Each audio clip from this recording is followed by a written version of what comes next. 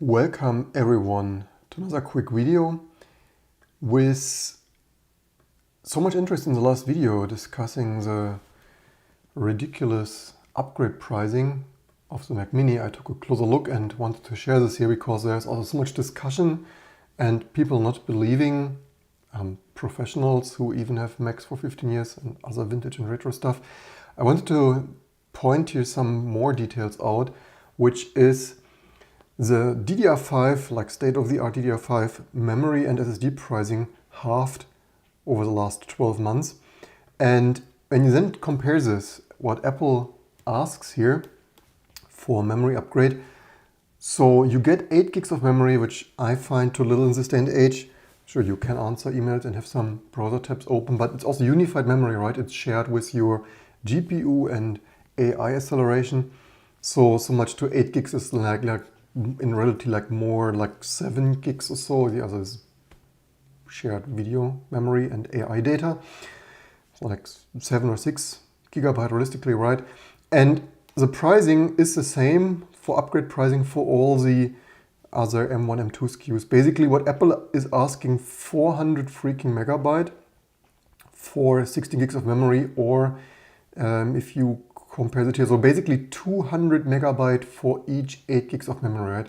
So this is 8 to 16, 8 gigs of memory, $200, and then another 8, another $200. And the pricing is the same here for all the different models, 16 gigs, 400, and for SSD also, for 1 terabyte, 400, so yeah, 16 gigs of RAM 400 and 1 terabyte of SSD 400.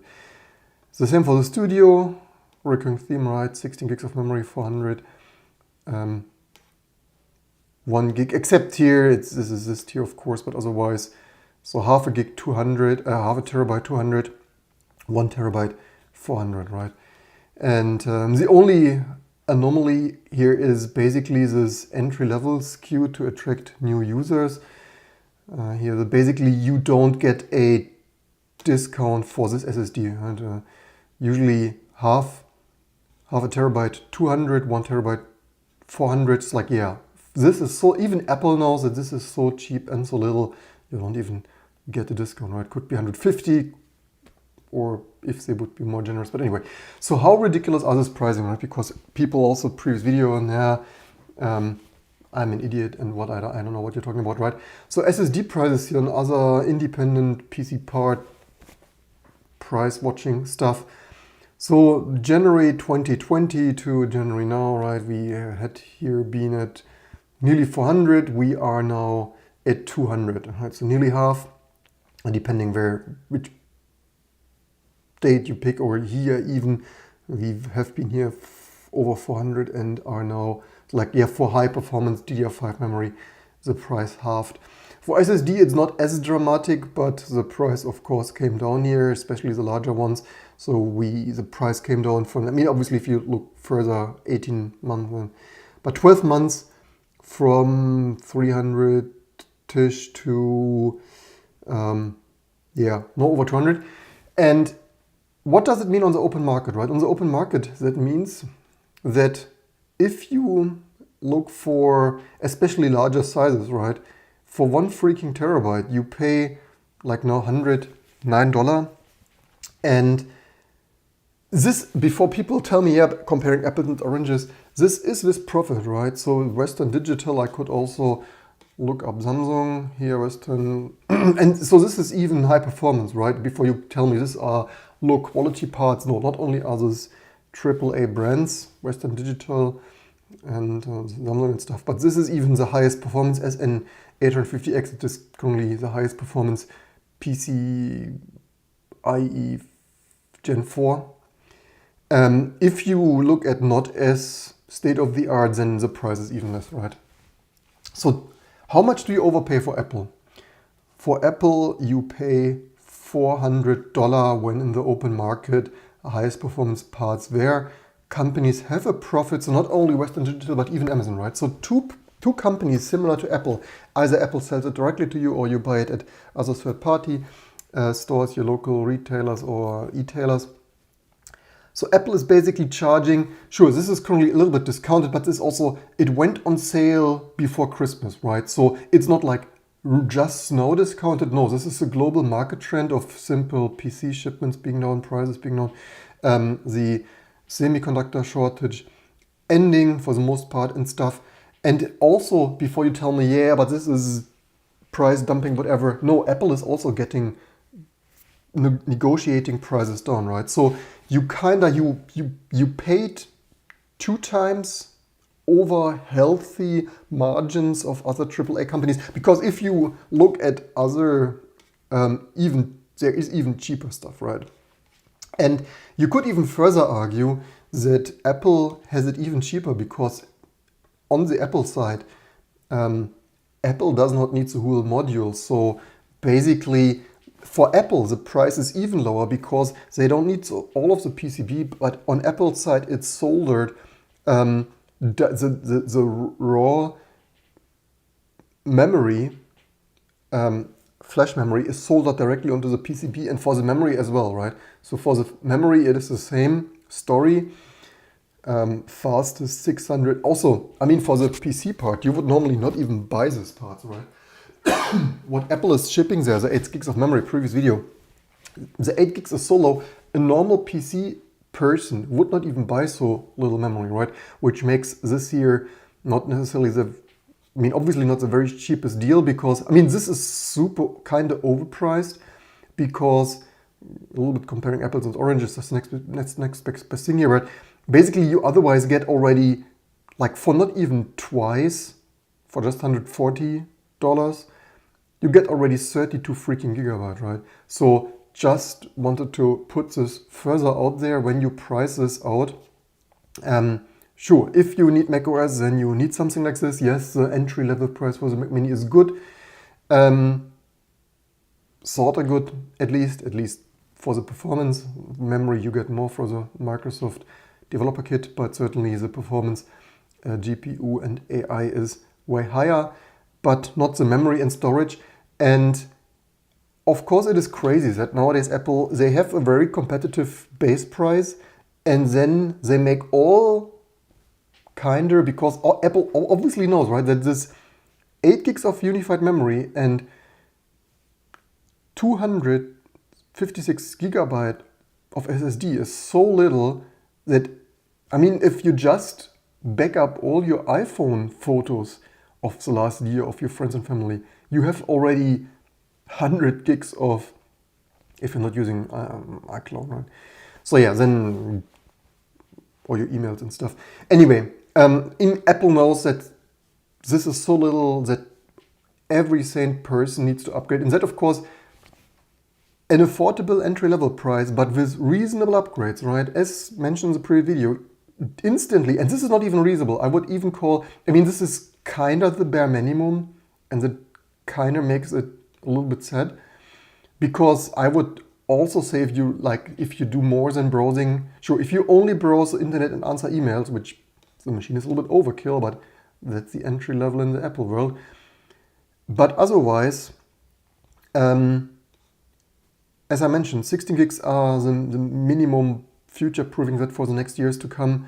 And I would also say, if you do a little bit more, like if you use this as your really main machine, and you have also some, I mean, not even to mention some Xcode project, some photo backup, some video editing if you're a content creator, or if you use it for anything more than a little bit email text editing, like backing up your family's files, then you quickly need a terabyte anyway, right?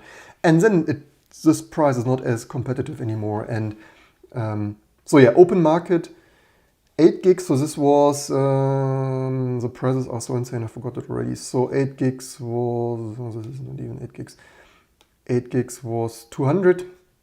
And it is ridiculous, right? Even if you, I mean, last year's I would have given Apple the benefit of a doubt of they need to average the price out a little bit, depending how the prices develop, but Apple could have been so consumer friendly, and even with half the price, basically, again, switch to that, yeah, so 8 gigs, $100, they would still have made a good profit, especially as they don't need all the PCB and heatsink and so on.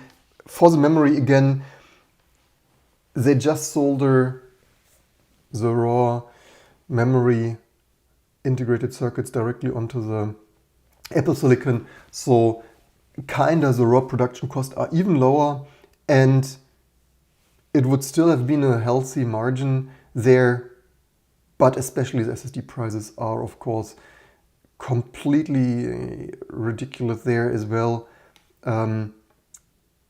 Just to mention that, and also additionally, I forgot to mention the previous video, which got quite some views, that the entry-level machines, this SSD, at times even the 512 gigs, due to the nature how this, even on PC parts here, but especially in the Apple world, this SSD is also slower, right? And because Apple is only soldering one integrated circuit, because it obviously is so small of a memory, so you often get only half of the performance for the entry-level SKUs. At times, I read now, some people found even the 512 gigs SSD storage, only one of the two integrated circuits populated there. So for this entry-level SKUs, you're getting half the performance, and sure, for answering emails and Safari, that is enough, but it is of course a bit of a shame that you have a relatively high-end system and lose some performance. And the other thing, so many people wrote there, leave in the comments below, by the way, I'm really interested in your findings, but so many people said, I have 8 gigs, that is way more than enough. No, it is not way more than enough. Maybe you have not realized there are so many people out there, I mentioned this last year, but people also tend to forget, right? Apple, not sure if it was an early bug because there was this extreme excessive swapping the memory to SSD and causing terabytes, not like gigabytes, like terabytes because of constant swapping, like Safari pages and your emails and stuff, and all the shared video memory and so on for all the composited windows and stuff. So you might not notice it. Sure, it might run somewhat okay, you're answering emails and browsing the web, but you might swap the SSD to death, and there were reports that for some people with only 8 gigs of memory, like on the MacBook Air and MacBook and stuff, that they had such a high SSD load of terabytes a day that the SSD failed after just 12 or 18 months, right? So much to 8 gigs is enough. It's like, yeah, you might not realize that even with light Safari web browsing load, but you destroy the SSD. And as I mentioned in the previous video and on previous times on this channel, as this is soldered on the PCB, on the main logic board, you cannot only never upgrade that, but if it fails because of excessive swapping, say you get you can't afford more, you don't want to spend more money and stuff, you get this entry-level SKUs, and it might fail the SSD like after, let's say, just after, as it always is after the warranty because of excessive swapping, because you edited some videos and had some terabytes of random video memory swapped to your SSD back and forth. And then it's a paperweight, right? Repair at Apple is expensive. If they swap the whole main logic board, then it's like 600 or 500 or, yeah, I mean, you pay then the whole new memory, right? This is why at Apple side swapping after warranty and Apple Care in 2 years. And this is why this is not future proof. It's not enough today, especially if you do more than text editing, and it will lead to premature failure, usually just after the warranty, and it then becomes a paperweight. Repair is basically infeasible at Apple's whole logic board swapping procedures, and the resale value is then also either low or next to zero, right? Depending on whether your machine already failed. But if you want to sell, even if it might be enough for you today, it will not be enough for anyone to purchase that in a year or two when you want to upgrade, because you can't upgrade this, right? Then you need to buy a new machine, and then nobody will take this base SKU off of your cold hands. Anyway, just wanted to point this ridiculous pricing out here. I hope you found this useful and learned something. We have some comments as per usual. It doesn't zoom for some crazy reason. So yeah, welcome everyone. All the best to all of you too. David says, for the pricing, why isn't Apple providing even faster HBM memory like some... Well, it is fast memory, right? I'm not sure what you mean. It is directly soldered on the Apple Silicon, and it is extremely high performance, right? So it is high performance, but it's super expensive, and it shouldn't be that expensive. Yeah, so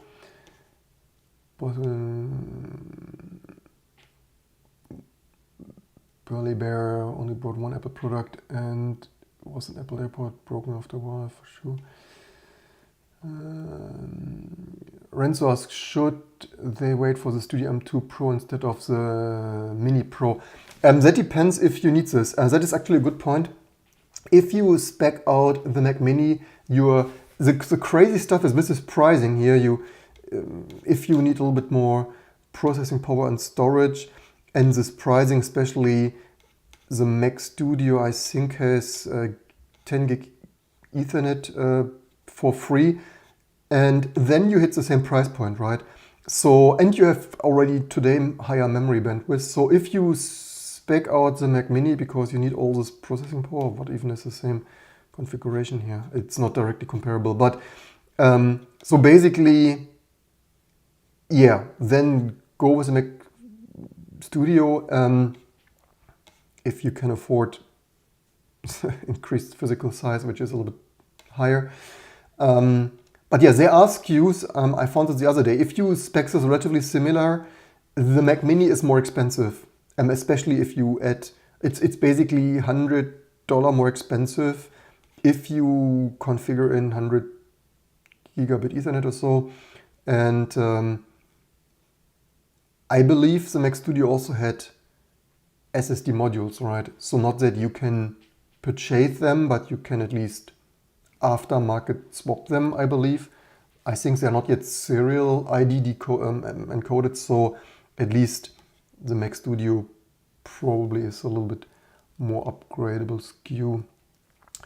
Rossmann Apple repair shop might be able to fix broken components on PCBs. Yeah, but only they cannot source it, right? So they need to buy otherwise broken products. So I saw you can actually, so they are not yet serialized, and the same manufacturer, because people also on the other video commented about Apple stuff is high quality. No, it's exactly the same stuff that other vendors source for their NVMe SSDs.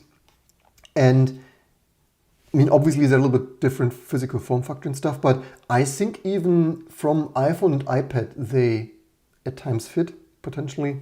I'm not usually soldering that, but if it's the same vendor like Hynix and stuff, SK Hynix and so on, you can apparently, at least I've seen other people on YouTube, micro solder, even storage. So yeah, it is not entirely lost, but Apple will not do that, right? You need people like Louis Rossmann repair, although I'm not sure, they probably, although maybe they would do that. I mean, they're not offering upgrades and stuff, but if you ship this as broken, they probably would be able to do that.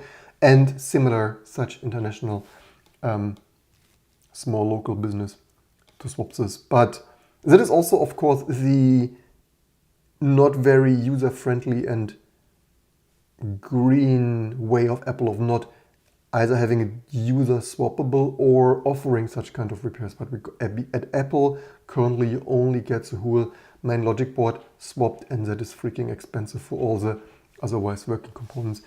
So yeah, that's it for this video. Leave in the comments below. I hope this clarified some more things, especially performance-wise. If you get this entry-level SKUs, performance will usually be half, at least at this, as far as I've seen at this point in time. And this upgrades are remaining to be ridiculously overpriced, especially as I mentioned, right? I'm not sure if I pointed this out enough. 8 gigs, sure.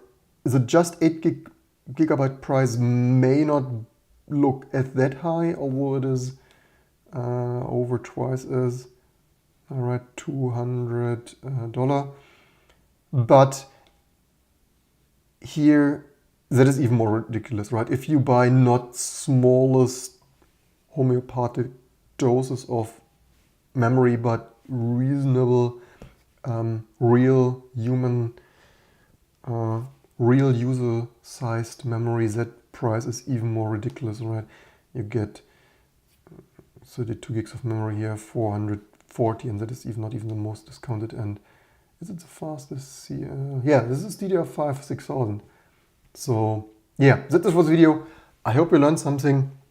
I'm very much aware that if you are in the Apple ecosystem, which I obviously increasingly get out here for all the many Apple's peak bugs and pricing reasons, of course you must buy it because there is no other option. No ARM Hackintosh anymore.